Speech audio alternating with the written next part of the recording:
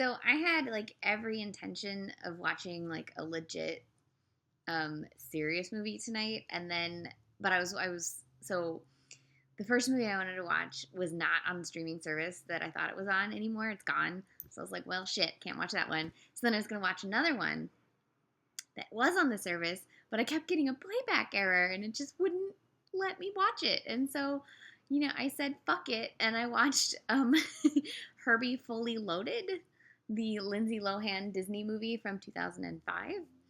And it did play. So there you go. Michael Keaton plays Lindsay Lohan's father. He's had some really great movie daughters. Alexis Bledel has been his movie daughter. Emma Stone has been his movie daughter. Lindsay Lohan. Lindsay Lohan, by the way, is, I believe, I'm going to get this math right. Yeah, Lindsay Lohan is exactly 2 days younger than me. Let's let that sink in. Take a look at a picture of Lindsay Lohan. Take a look at a picture of me. It's a hard life when you look that much older than somebody who's 2 days older than you. Her being looking. Don't do drugs. That's all I'm gonna say.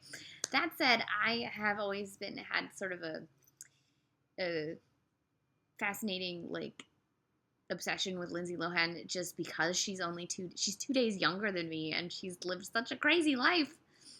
It's like she's lived 3 of our lives or something. I don't know. That's because she's actually twins.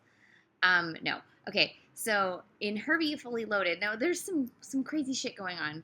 This was directed by Angela Robinson, by the way, who also did Debs. I have not seen Debs.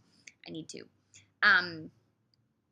At the beginning of Herbie Fully Loaded, the credits shows you all of the movies that Herbie was in earlier, and then a montage of newspaper things of Herbie at Studio 54 and Herbie with Knight Rider and Herbie with relatively not too long ago things, 80s things, right? And then somehow Herbie started failing and losing in races and then wound up, in the junk heap. But it's the last newspaper thing before he ended up in the junk heap was the late 80s maybe. And this is 2005, so it was less than 20 years that Herbie had disappeared or whatever, but he was a major icon according to this movie. According to this movie's logic, Herbie was an icon so big that he got to go to Studio 54 and hang out with Knight Rider, the car, right? Okay, so then cut to the end of the movie, and Herbie is with Lindsay Lohan, and she's driving him in the big race because that's this kind of movie, right? And none of the commentators have heard of Herbie. It's unconscionable for anybody that a VW named Herbie could even exist. And it's did everybody black out the 20 years of Herbie being this champion racer? What the fuck? The movie has not even met its own opening credit montage. Now that's probably overthinking, but that's all I could think about at the end of the movie was somebody should have been that's Herbie. Oh my God, he's out of retirement, right? That did not happen. Also a tidbit, apparently, because Lindsay Lohan has really big boobs, apparently Disney had to digitally reduce her boobs in a few shots because test audiences thought it was inappropriate for a kids movie. To Russ Meyer, apparently, for Disney. But it's one, I'm sorry she has boobs. Get over it. 2, and this is, I guess, on the director, make sure she's not wearing super tight shirts in a movie made for 12-year-olds. I mean, you can be busty and not have super tight shirts. That's a costume issue. That said, I'm irritated that they reduced her boobs because women have boobs. I probably would have loved this movie if I'd seen it when I was 12. This is the kind of movie that, I totally dug when I was 12. And I must say, a few years earlier, 2 years earlier, I think, 3 years earlier, Freaky Friday came out, and I was all about that movie. Okay, so Justin Long is her love interest, who, he can't express himself because men are inarticulate, apparently, always.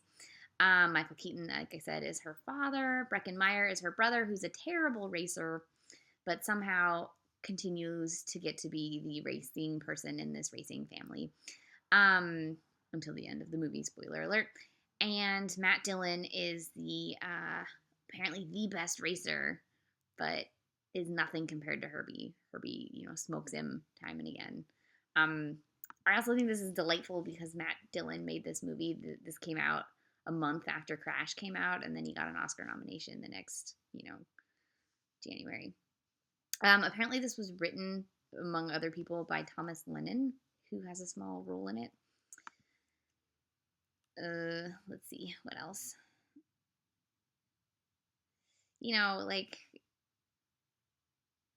It doesn't really have anything fancy. It's just a movie. You know how it's gonna go. There's this book called The Virgin's Promise that it breaks down stories instead of through the hero's journey through a different set of ideas based on female storytelling. And I actually think this movie hits several of the moments in that. I kind of want to pull out my book and break it down with the Virgin Promise steps and see how much it fits, because it totally does. There's some weird things with Herbie falling in love with a new beetle. Those new ones. It's a yellow one, of course, that are a little weird.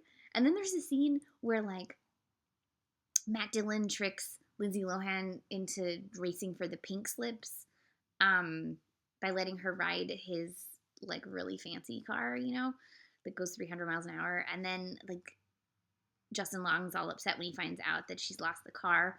And Matt Dillon has this speech where he's basically I let her ride my car and she said it was the best ever. And it's totally a double entendre, except that obviously that sex did not happen because this is a PG movie. But why would they have that line in there that he's implying this to Justin Long? It's really gross and kind of inappropriate and a little shocking that they were yes, this is a perfectly okay thing to put in this movie. Oh, and there's another scene where she doesn't think she can do it because she's a girl or whatever, and she's women haven't done this, and Matt Dillon's supposed to be the villain, but he's the one going it only takes one person to be the first, and it's wait, and he's supposed to be intimidating her but cheering her on at the same time. It's really bizarre.